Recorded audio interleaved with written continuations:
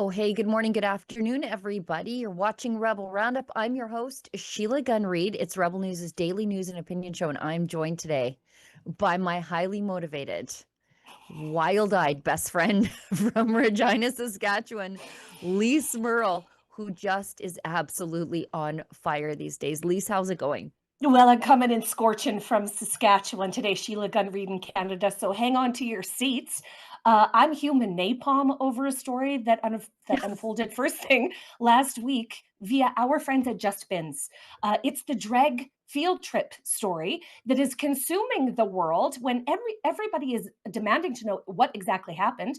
All of the authorities are like, How and did this this happen? story is so much bigger than anyone knows. And you know what? I'm going to tell everybody about it. So this is how I am, just on fire today, Sheila Gunn Reid, in my element, you might Oh, say. And we're going to get to the bottom of this story. So yes. I'll tell yes, everybody how they can get involved in the show, and then I'll just throw it over the plate and you can hit it out of the park let's on go. this story because like the kismet, the hand of God that put this in your town. I mean, my goodness. My backyard, Sheila, I know. literally my backyard. Yeah, I had to walk out my backyard in my house coat to find out about it.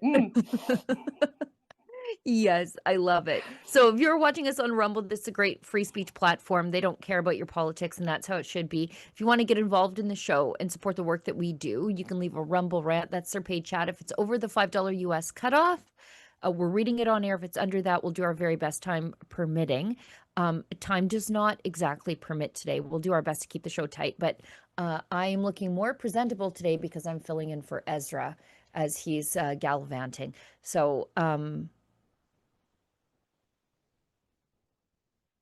So long awaited, Sheila Gunn Reid. All the people I know have been saying Rebel News has to talk to this exact precise yeah, person. So yeah, on this it's a issue.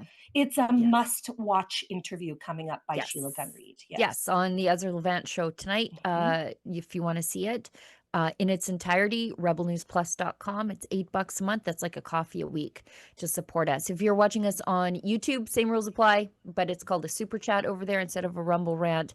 If you miss the live version of the show, you can leave a paid comment called a super thanks. And the reason we ask for this is because, as you know, we'll never take a penny from the government to do the work that we do. Why would we politically contaminate ourselves that way? You'd never fully trust me. If I took money from the government, you'd be worried about why I was saying the things that I'm saying. And if you watch people who take money from the government, boy, everything feels like a grant application over there. Okay, let's get into this story because it is gripping the world. It's in the Daily Mail, which is like the most consumed news outlet in the world. It was broken by our friends Just Bins, the Regina garbage company that rose to popularity because they're a garbage company. So they are not bound by the Facebook and Instagram limitations on Mhm. other news agencies. So they just do the news and the garbage. And makes you wonder why your municipality can't pick up your garbage when this private garbage company can literally do the news and the garbage. So, Lise, key this story up. And you did the one thing that nobody else did was you also went on a field trip to this play. Did I go on a field trip, you guys? Tell us what happened. Give us a little bit of the backstory on the play Okay. and what happened that made high school kids, leave in tears. The Okay. TikTok generation left in Oh, tears. they sure did. Last week in Regina, Saskatchewan, Regina's storied Globe Theatre, Canada's only Shakespearean era theatre in the round. Okay. This is a company that's done 60 years of education through theatre in Regina. Okay. It used to be Regina's most reputable theatre company, but after this, I don't believe they're going to be. So, Globe Theatre does field trips for kids from all over Saskatchewan. Okay. And they lured them in earlier this year with, I'll show you, a Christmas Carol. Charles Dickens, a Christmas Carol. Okay. This is what they lured them in with. They lured them in with Frozen. They also saw Frozen at the Globe Theatre. So when Safe. a new play, safe, family friendly, appropriate for children, all of those things.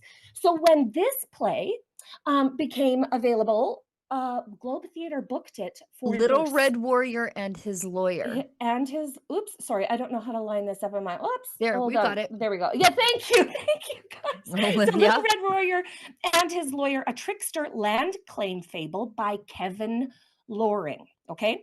So all of the buses show up at all of the schools. 400 kids are delivered to the Globe Theatre in Regina, Saskatchewan. And what they were exposed to was nothing like the parents gave permission for their kids to see, because no parent would give permission for their kids to go watch porn with their teachers. And yet that is exactly what has happened here. So right now, the kids during the play had the intuition enough to say to themselves, if we don't record this, nobody will believe that it happened. They recorded this. This is a drag queen. The drag queen is played. Hang on, I got the program here, because again, I went to the play. The drag queen is played by Nick Miami Benz, a Vancouver-based performance artist. That's one way of putting it. That's sure one way of putting it.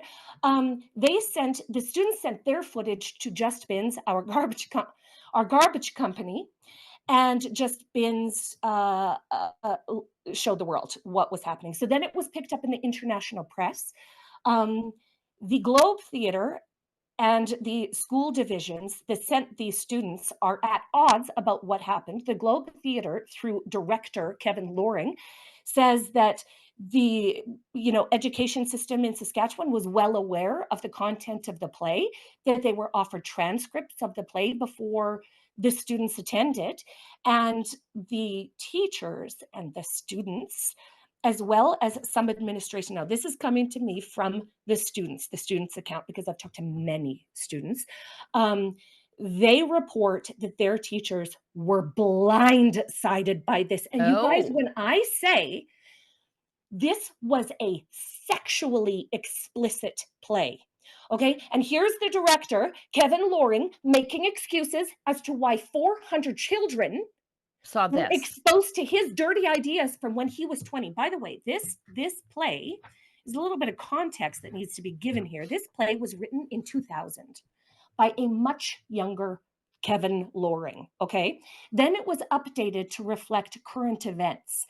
So first joke of the show, you guys, was at the expense of the trucker convoy, okay? He degraded Danielle Smith while an actor laid on her back, her legs spread open, and made a joke wanting to separate harder than Danielle Smith.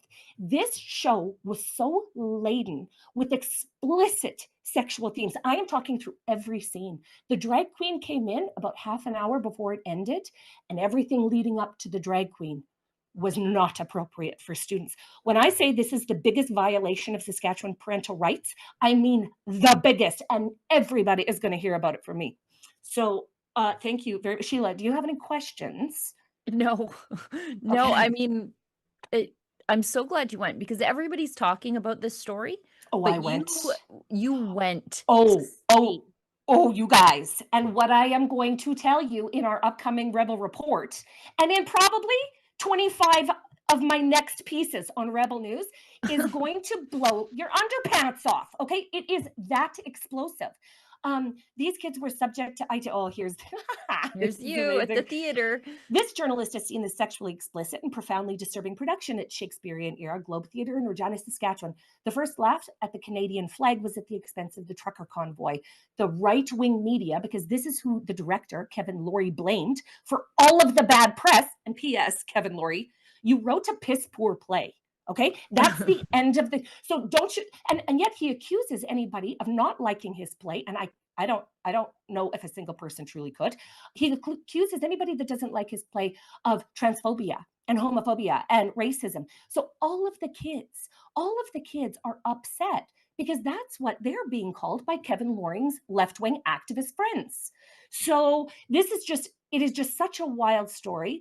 We are really invested in it over here at Rebel News. I've done nothing but talk on my phone for the last 5 days to people that were impacted.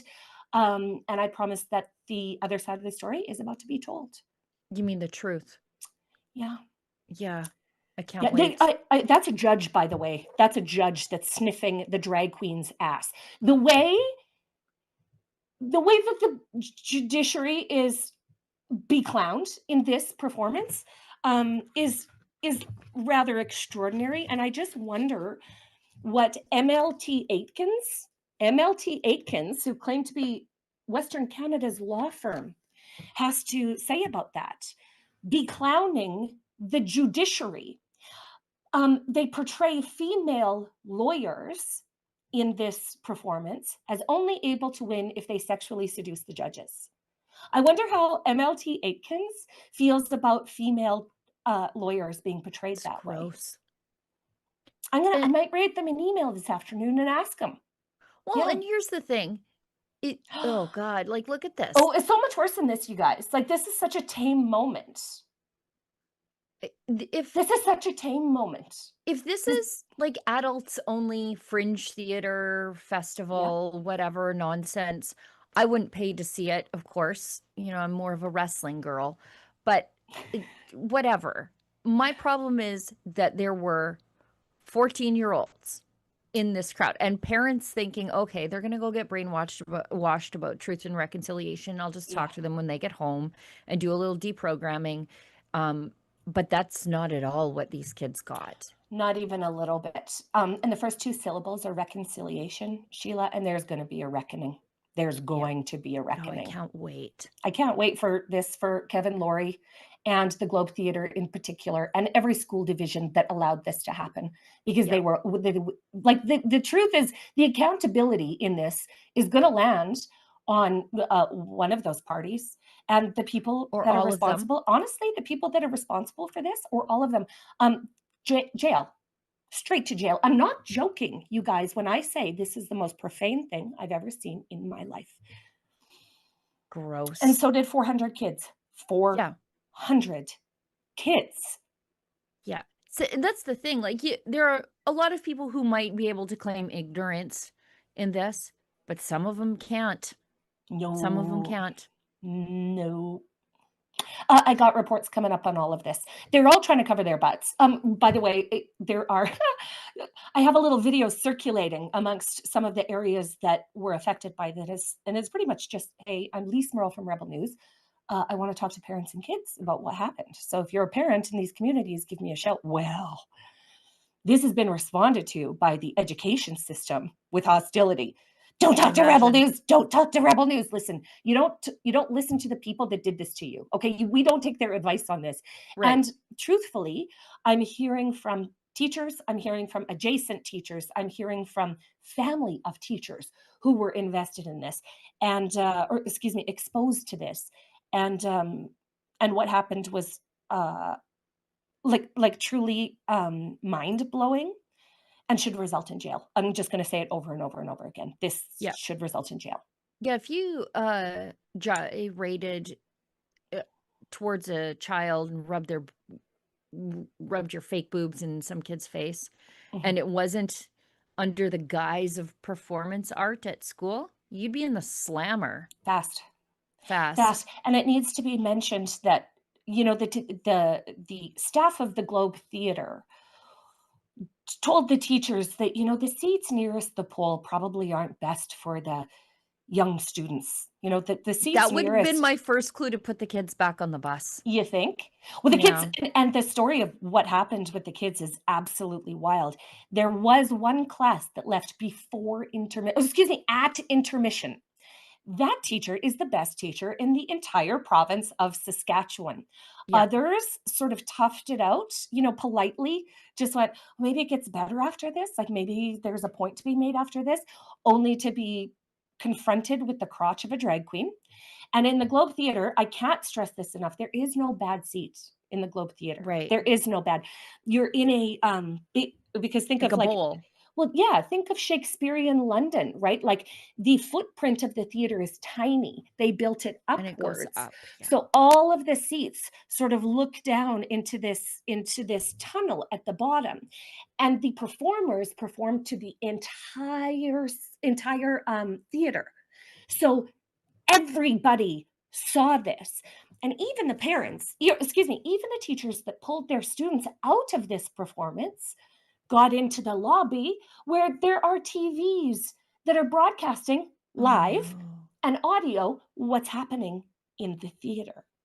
Yeah. So this, listen, I'm just going to call this the biggest story in Saskatchewan right now, and it's going to get even bigger. Like the future is nuclear, they say. Yeah. Game on, buddies. Let's see if we can get the education minister to issue a comment on this, because this is outrageous. These kids, the way this theater is built, every seat was looking into the mouth of hell. Seriously, not Yeah. joking. The I think I'm going to send it.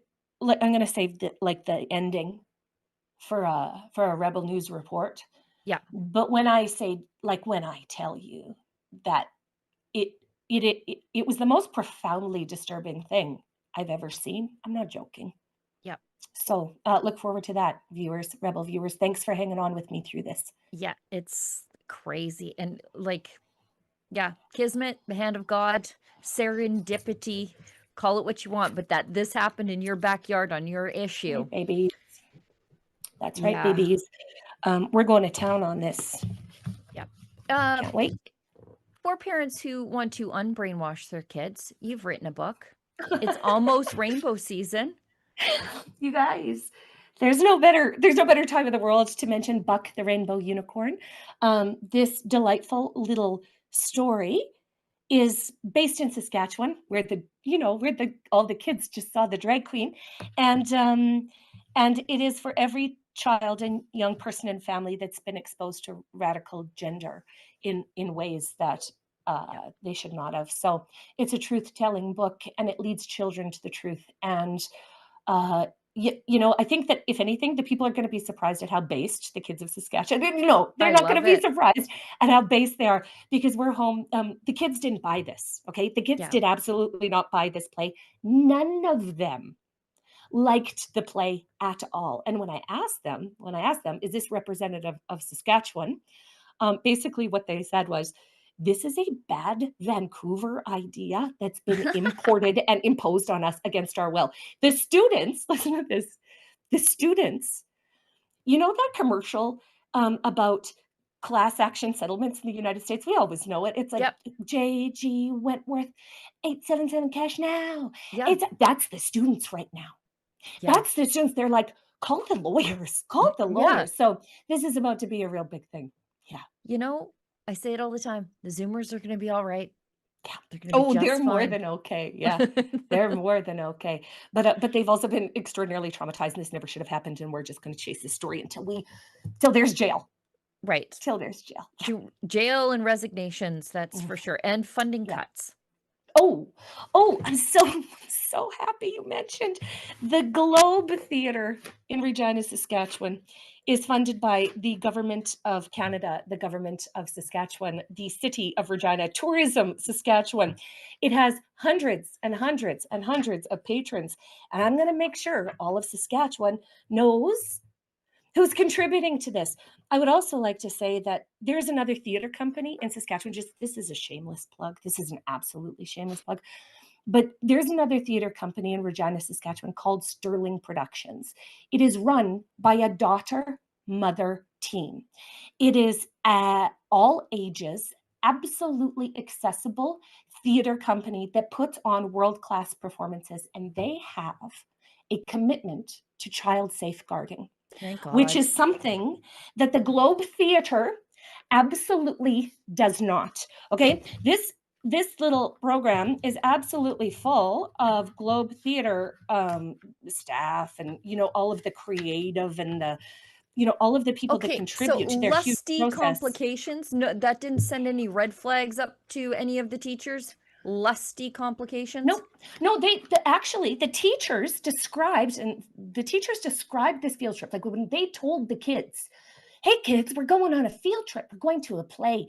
It's spicy. It's got some spicy moments. Do you know what spicy means in this world? It means erotic, not safe for work, and Yeah. pornographic. Right. It says there, Little Red Warrior and his lawyer contain strong language, mature themes, and sexual humor. The production may include moments of stylized violence and brief strobe lighting. I wish it were just that. Hey, Is Olivia, recommended for ages 16 plus. It shouldn't even be shown to 16-year-olds. Olivia, can you plop that link in the chat so then I can go looking for anybody that clicked on it from Regina Public Schools? Please. Thank you. Thank In a you. Freedom of Information Act request.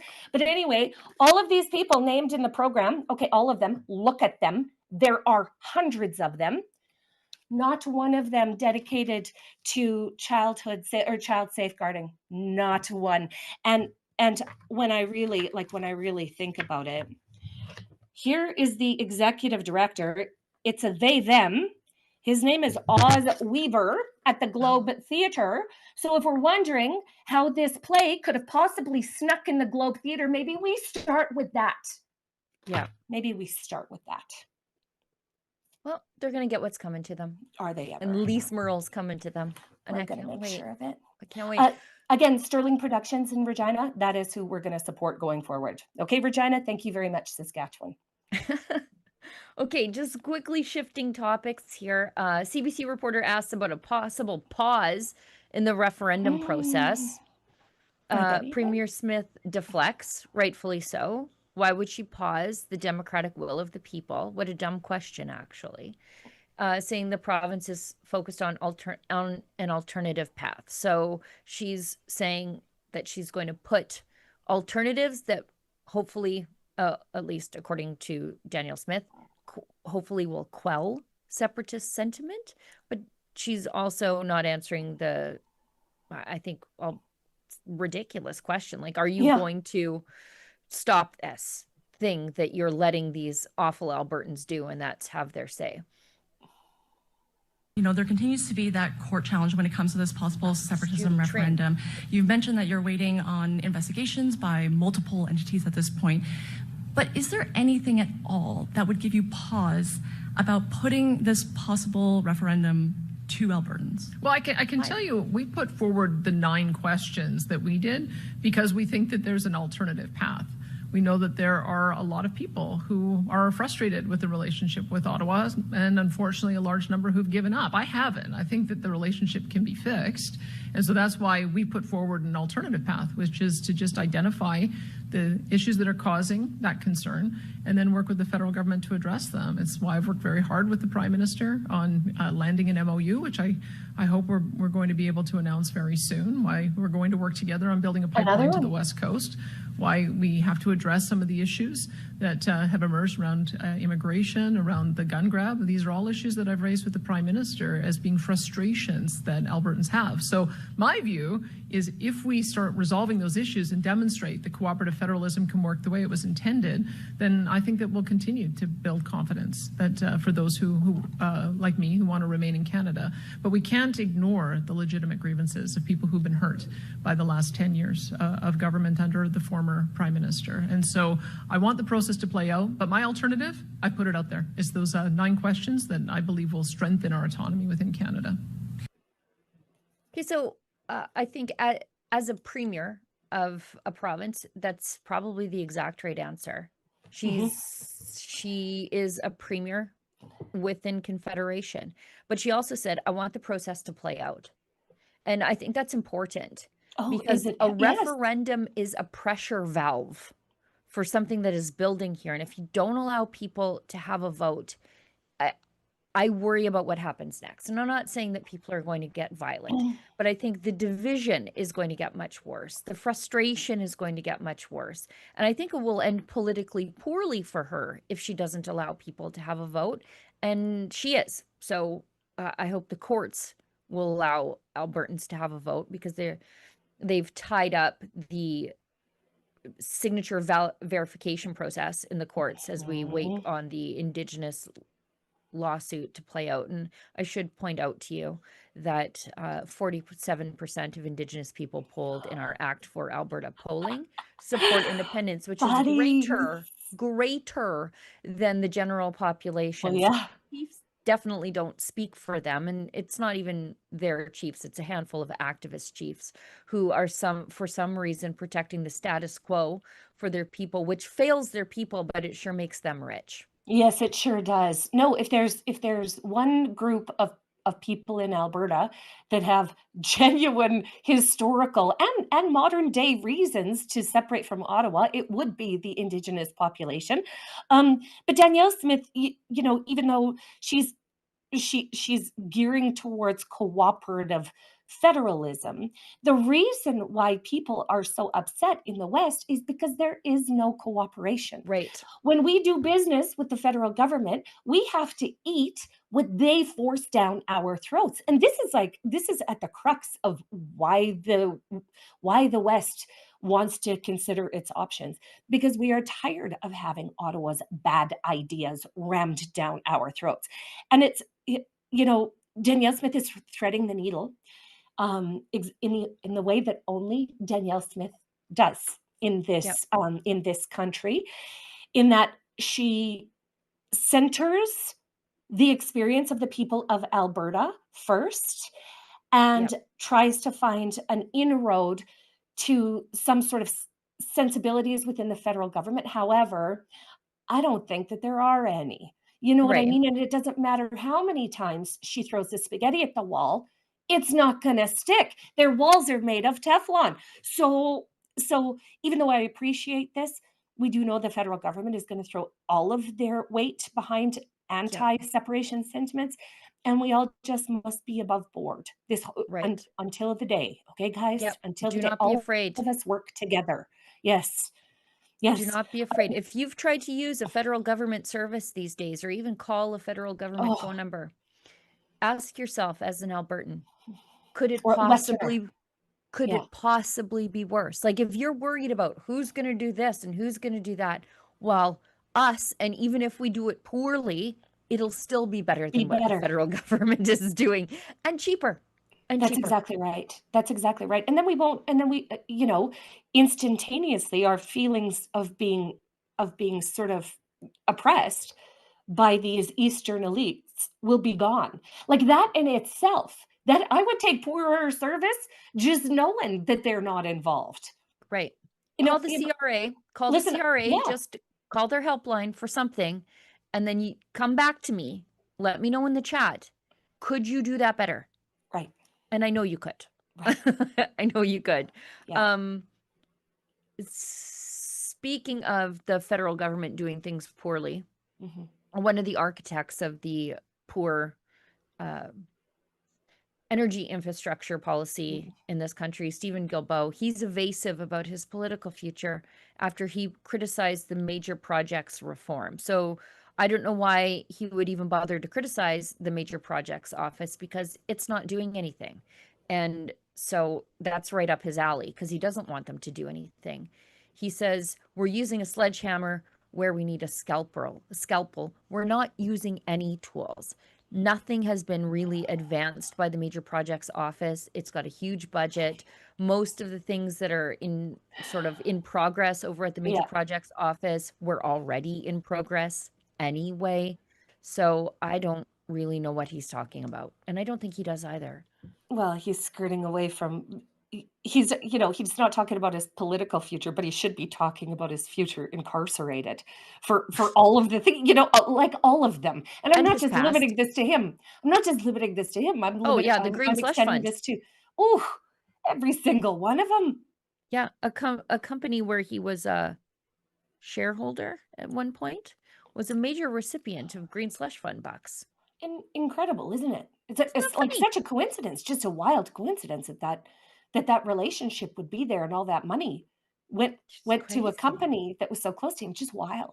Yeah. Weird. He shouldn't be contemplating his political future. He should be never raising his voice in polite company ever again. Like the kind of stuff that he's getting away with or has gotten away with, you would not want to draw attention to yourself. You would sort of fade into the background like Homer Simpson into the hedge. Not this guy. Girlfriend, what kind of psychopath has $200 million in his pocket and then keeps go buy an island. Go buy your island and get lost. But the more they parade in front of the cameras, the more I just think jail. Straight to jail. And we're not exaggerating here. This sort of conflict of interest stuff in the United States gets you 10 to 20 in jail. Oh, you guys, this in other areas of the world, okay, in other areas of the world, they look at this, they go, "We are prosecuting you for corruption right away," Right. and then these people get thrown in jail. This is what happens in other countries. Here, the CBC puts a microphone in Stephen Guilbeault's face and goes, "Sir, can you tell us what you're most looking forward to in your Right. political career next?" Like Yeah. idiots. Yeah. Like You'd get idiots. caned in the street if you were a Singapore politician. Oh, Um, hey, do you know that my two of my favorite guys have Singapore connections? John yeah. Gormley was born in Singapore, Was and he? my he John Gormley is Saskatchewan's best known Asian immigrant. He sure is. No Yes, he idea. is. I had no idea. You didn't. Okay, well now everybody knows. And Jason, my Jason. husband, he was educated in Singapore. He did his master's in Singapore. So yes, they do things there. I would love to import some good Asian traditional Singapore ideas. South Koreans, they almost executed their former leader for invoking martial law for a couple of hours. Instead, he just got Guys, life in prison, but they were going to execute him. he got life in prison for what the libs did to us in COVID. They got Yeah, and life he only in did it prison. for a few hours. I mean, you jail. Like jail. You know what? I will just vote for the first person that says they're going to build jails for politicians. Okay, Right. that's it. We're going to need more jails. Bureaucrats. It's fine. We got lots of land. Land mass. Canadian land mass. We should build them right outside of the legislatures. In the new country, we're going to do that. I'm You go starting to right be from pro-gulag. you go right from your fancy seat on the floor of wherever, and you go right into the jail if you're corrupt. That's yeah. Mhm. Here we've got another article. Speaking of corruption, Mhm. human rights advocates sound alarm as court documents reveal the extent of Chinese police harassing Canadian residents. Again, What? that we've dealt with this for years. We heard about it in the Foreign Interference Commission. They did it to Canadian politicians like Michael Chong and Kenny Chu. And yet, and yet, still nothing. So security experts and human rights advocates are sounding the alarm about the renewal of a cooperation agreement between Royal Canadian Mounted Police and China's Ministry of Public Security. Cooperation Yeah, agreement. that's their MOU. As troubling details surface at foreign interference trial. Court documents filed at the trial of alleged double agent Michael Maker reveals that at least 25 Canadian residents were targeted by Chinese police under an anti-corruption program, interesting way of putting it, which doubled as a tool of transnational repression. The affidavit shows the Chinese nationals may have been forced to return to their homeland against their will to face punishment for alleged financial crimes. Some of them would have faced life imprisonment or even a death sentence. Oh God. Yeah, the person on trial, a former RCMP officer, is accused of illegally participating in an international anti-corruption campaign launched by Chinese President Xi Jinping called Operation Fox Hunt, which was later followed by a similar campaign known as Operation Skynet. That's terrifying.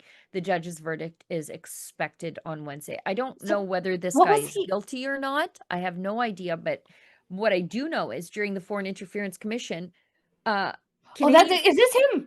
Is this? Yes. And is that his wife? It's probably. Can you go down just a little bit, Olivia? Did they tell us who that is? Who it is? No. He's charged with preparing materials to compel a Vancouver man, Kevin Sun, to return to China. What does that even mean? A court heard that Sun, if repatriated, would likely have faced a death sentence for allegedly stealing more than $100 million from the Chinese government. Sun denies any wrongdoing. To compel a Vancouver man. During the Foreign Interference Commission, security officials testified that they knew of at least 2 people who had been, quote, forcibly repatriated, which means kidnapped off Canadian streets and then dragged back to China. Put on a plane and sent back, or on a boat. What? Yeah. That's frightening stuff, Canada. That's frightening stuff. Well, we look forward to that. That's tomorrow. So by Thursday, we should know. Maybe even by tomorrow's show. We'll keep an eye on this story. Yeah. Fascinating. Yeah, and yet Mark Carney is like, you know what? We need more cooperation with the people behind the illegal Chinese police stations on our soil, which they were using for transnational repression. Yeah. Imagine fleeing China, getting here, And then your Freedom government's like, and then you all of a know sudden, what? We're going to work with the security officials you just fled from. actually, we're working on sending you home. Meanwhile, the Canadian judiciary, who will let any dude that wipes out a Canadian family or 16 hockey players stay in the country.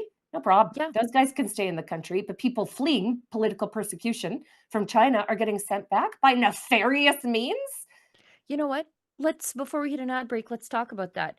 Judge gives lenient sentence so that trucker can dodge deportation after fatal Ontario crash. I think in most of these, you just change the name of the province, right? Because Right. it's Saskatchewan, it's Ontario, it's British Columbia. Deportation would be a disproportionate result to the crime which this sentencing hearing is addressing. Someone's People dead. died, dude. My dude, people died. And you think that sending this guy back on a economy seat to wherever he came from is worse than that? A Thunder Bay judge has issued an absolute discharge. He won't even have a criminal record, so that an Indian trucker who pleaded guilty to dangerous driving in a fatal crash can avoid deportation. So vehicular homicide here, manslaughter. The Ontario Superior Court Justice, what's his name? Name the judge. Who's the judge? Heard Ajitpal Singh was driving too close behind another truck that lost control and jackknifed on Highway 102 in December 2021, killing the driver of a truck heading in the opposite direction and severely injuring a passenger. So you're telling me that a person from a subtropical location doesn't know how to drive on winter roads? Is that what? Oh. And then keep going. Yes.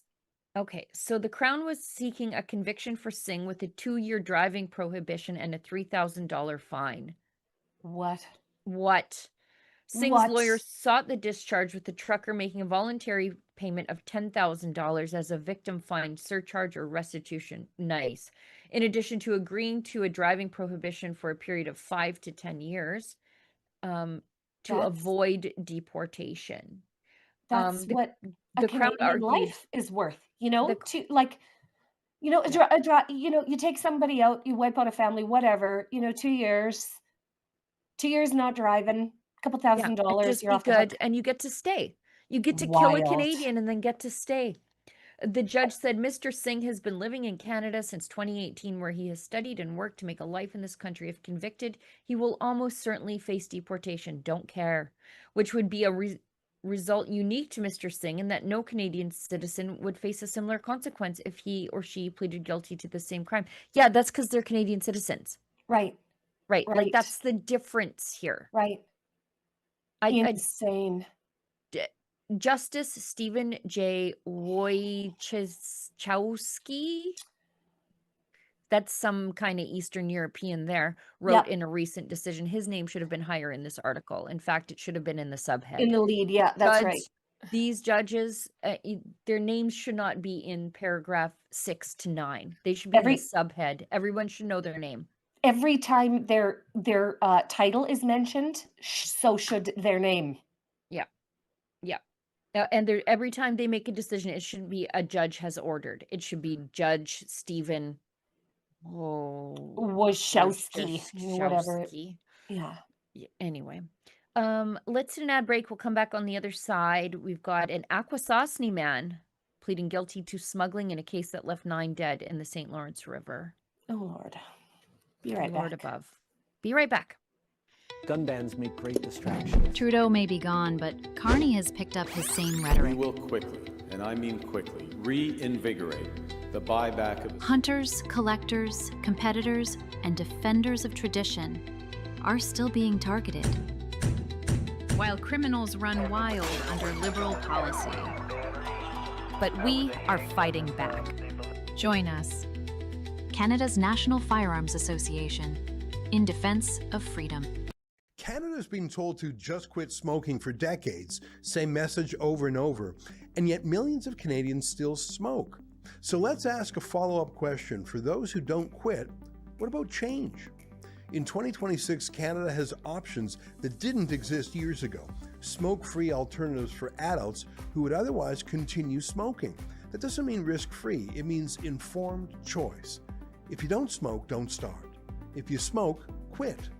But for those who don't quit, change could still be part of the conversation. That's why Canadians should check out unsmoke.ca, an information resource focused on smoke-free alternatives and honest facts, not judgment. Put the lighter down, Canada. Learn what your options are. Are you 18 to 30, curious, ambitious, and tired of cookie-cutter journalism? Then listen up.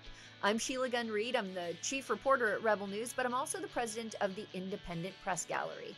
And I'm excited to tell you that applications are now open for the 2026 Student Journalism Conference, a 3-day, all-expenses-paid training experience in Toronto, August 28th to 30th.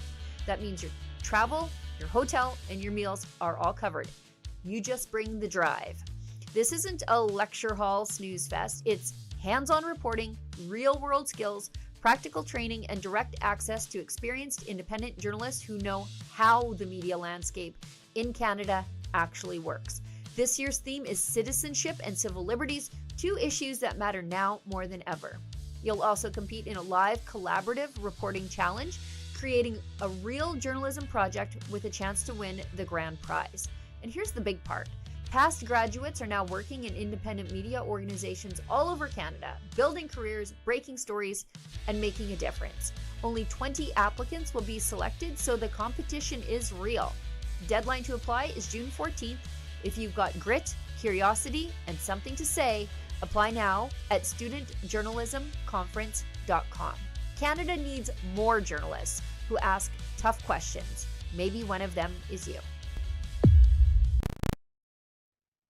Personal privilege. Okay. The students that were impacted by the drag field trip, I've sent that student journalism link to all of them. All of them. Good. They They're understand. journalists. They understand what happened. Now, just real quick, you guys, right behind me. I don't know if you can see it, but it's a Stop Classroom. Oh, there it is. Stop Classroom Grooming petition. Do you see it?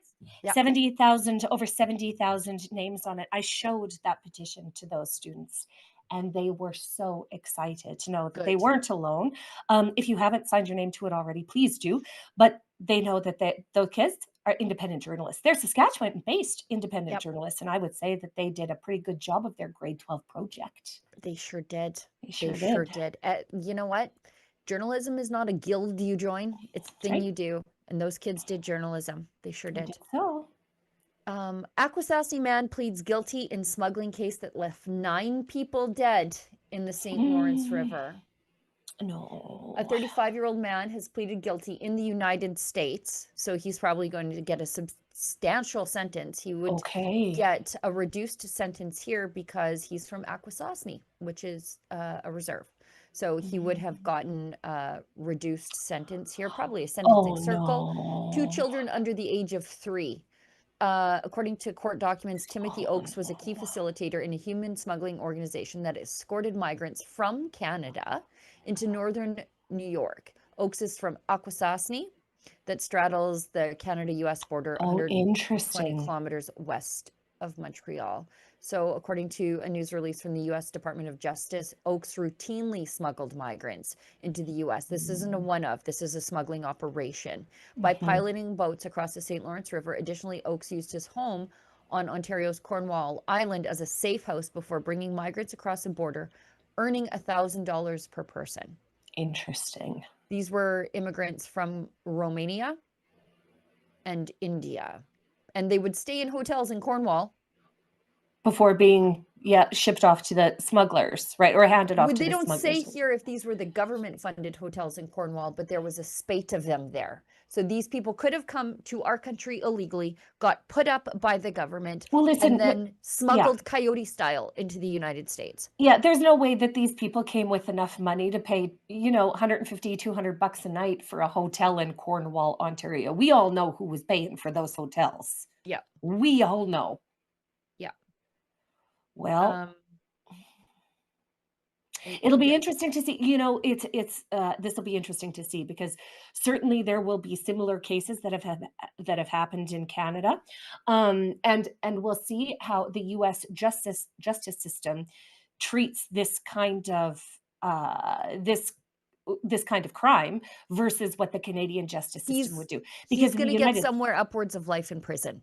well, the United States justice system doesn't give a single crap about Gladue reports or about Yep. perpetrator impact statements Yep. or how their upbringing might have impacted their decisions.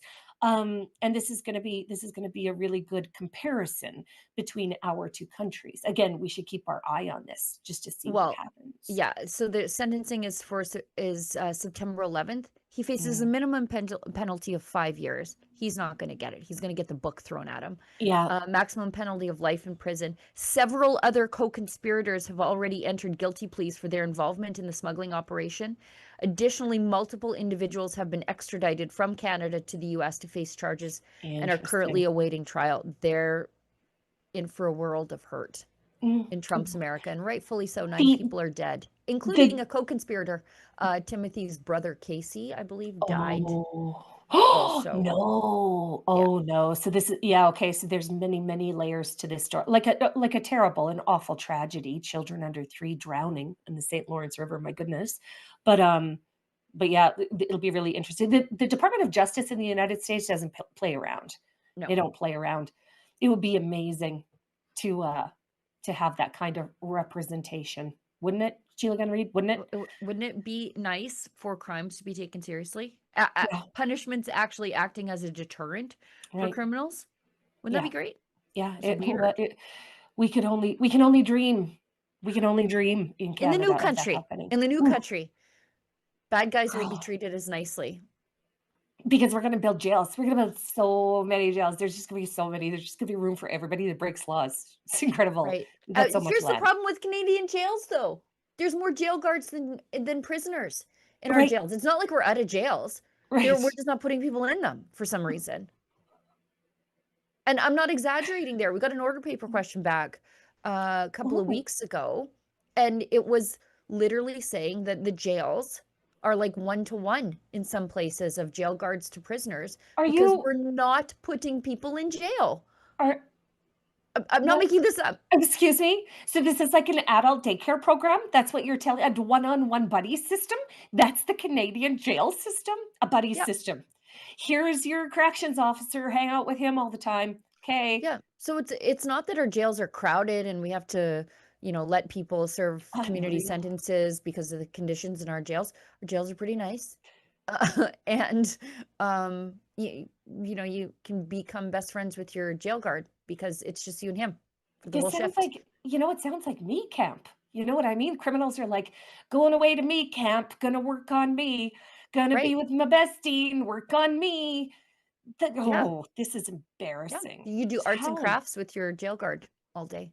All I want is, there's that, is he a warden in the United States that dresses all of his guys in Arizona in pink?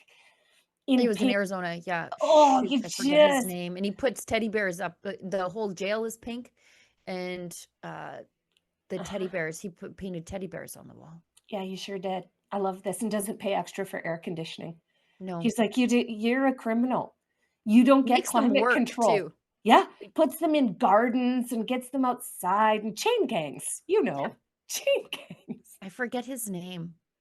Him and then if you really want to see what we could have in the new country, just go to Sheriff Grady Judd's YouTube page where he shows the offenders in the press conference and he drags them. He calls them ugly. He's like, imagine, like one was busted in a prostitution sting. He's like, imagine you're dialing up a date for the evening and this ugly mug shows up and it's like a dude with smeared makeup. He showed the Tinder picture, like the filtered and the super attractive, and then he showed the mug shot and it couldn't have been more it's just classic. He's so funny. More of this in the new country. We're gonna have sunshine laws. Okay, one more thing. One more thing, then the cringe, one more thing, then the chat, then the cringe, because I gotta film for Ezra. Job to do. I got a job to do. I didn't put on this little jacket for no reason. Chief Public Health Officer of Canada, the new one, because we don't have Theresa Tam anymore. Sad. Ben Bankus lost a bit. Joss Reimer can't answer a simple question. What would you tell a minor that using illegal fentanyl is safe? She can't answer. She says it's complicated. So what would you tell a minor? What would you tell my child or my granddaughter? That fentanyl is, would you say that using illegal fentanyl is safe? I think that the toxic drug crisis is a complex issue of which supervised consumption is one area that we need to use in our response, but it goes together with prevention, with treatment. Honourable member. I honestly can't believe you can't answer that. Why can't you answer that question? Like, it's like fentanyl, we all admit it's a terrible drug. It's ravaged our streets. It's torn apart our communities. And it's government policy that's enabling it. It's enabling these consumption sites. Actually, our health minister, they can do it at a stroke of a pen. Why won't you admit that using fentanyl next to children is not good? It's not good for the Canadian public. It's not good for our families. Why won't you admit that? The time is up. You can short answer if you wish to. Otherwise, we will move to the next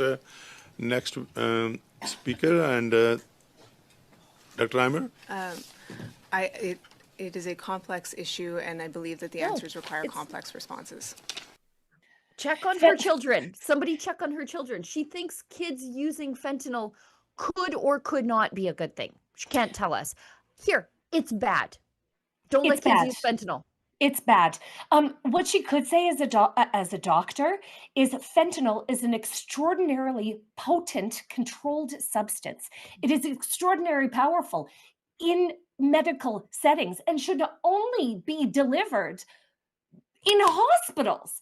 And here she's asked a question, should 10-year-olds be told that fentanyl is bad? And she's like, well, I'm not really sure. And it's really nuanced. Bullshit, lady. That's why thousands of people have died, because of people like you not having the balls to tell the truth.